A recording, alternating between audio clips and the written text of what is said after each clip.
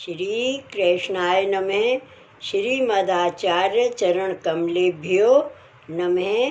श्री महाप्रभु वल्लभाचार्य जी की निज वार्ता प्रसंग 1।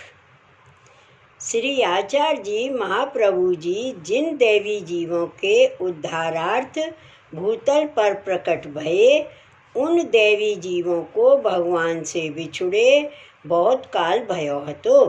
गद्य श्लोक में श्री आचार्य जी ने कहा है, सहस्त्र परिवत्सर आदि। जब श्री ठाकुर जी की लीला में दया उत्पन्न हुई, तब अपने मुख से एक तेज का स्वरूप कल्प कर उनको आज्ञा दी कि तुम श्री आचार्य जी महाप्रभु का देह धारण कर भूतल पर प्रकट होकर देवी जीवों का उद्धार करो। वे जीव बहुत काल से भटक रहे हैं और अन्य मार्ग में से भ्रमित हैं, परंतु कभी भी उनका भला नहीं हो रहा है। इसलिए जो जिस वस्तु का अधिकारी है, उसको वह वस्तु नहीं दिख रही है।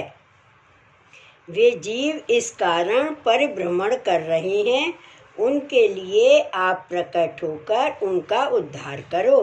तब श्री आचार्य जी महाप्रभु प्रकट भये। इस प्रकार साक्षात पूर्ण पुरुषोत्तम का जो तेजोमय धाम है, उसका आधार अग्नि है।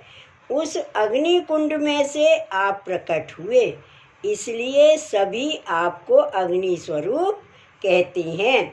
आप वह अग्नि हैं जो साक्षात पूर्ण पुरुषोत्तम के मुखारविंद में विद्यमान आदि दैविक रूप अग्नि है।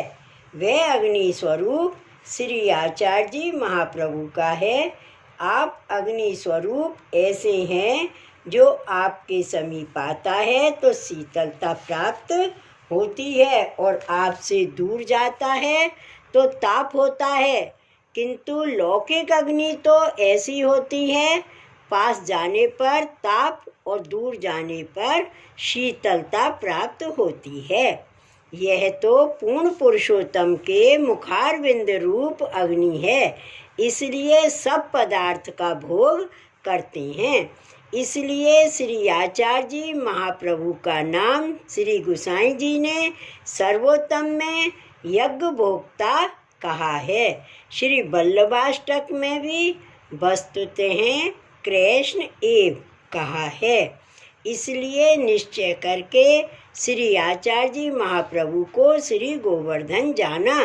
श्री गोसाई जी ने इसलिए कहा कि श्री आचार्य जी ने मनुष्य देह अंगीकार किया, उस कारण सर्वोत्तम में प्राकृतानुकृति व्याज मोहिता सुर मानुष हैं कहे। श्री आचार्य जी साक्षात श्री गोवर्धन होकर दर्शन दें तो सभी प्राणी मात्र शरण आवें, उसमें आसुर भी आवें। इसलिए आपने अपने स्वरूप को प्रकट नहीं किया। सब जगत को मनुष्य का दर्शन हो और कहें कि ये बड़े महापुरुष, बड़े पंडित हैं, इतना ही जाने। देवी जीवों को तो साक्षात श्री गोवर्धन के दर्शन होते हैं। जब श्री आचार्य जी महाप्रभु 40 हाथ के अग्नि कुंड में से चंपारण में 1535 चैत्र ब्रज बैसाख वदी 11 रविवार के दिन प्रकट भये, तब श्री लक्ष्मण भट्ट जी और श्री लम्मा गारू जी इनको लेकर पधारे। जब आप 5 वर्ष के भये, तब संवत 1540 चैत्रवदी नौमी रविवार के दिन यज्ञोपवीत धारण कियो। पीछे चारों वेद पुराण सब शास्त्र पढ़ गए, इसलिए लक्ष्मण भट्ट जी को आश्चर्य भयो। तब लक्ष्मण भट्ट जी को श्री ठाकुर जी ने स्वप्न में कहो तुम संदेह क्यों करती हो? मैं साक्षात तुम्हारे घर में प्रकट भयो हूँ। कितने ही दिन पीछे श्री बालाजी में संवत 1546 चैत्रवदी नौमी के दिन श्री आचार्य जी महाप्रभु के 11वें वर्ष में श्री लक्ष्मण भट्ट को श्री ठाकुर जी के चरणारविंद की प्राप्ति भई।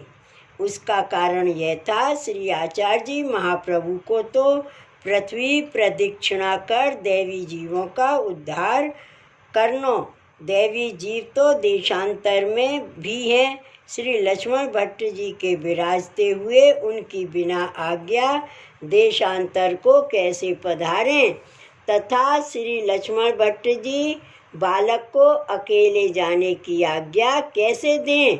इसलिए यह स्वतंत्रता बिना देवी जीवों का कार्य नहीं होगा।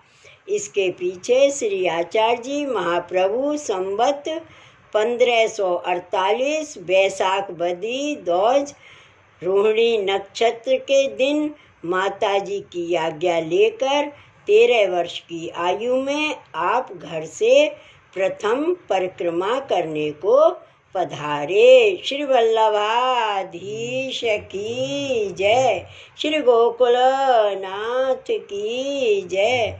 जय जय श्री गोकुलेश, जय जय श्री गोकुलेश।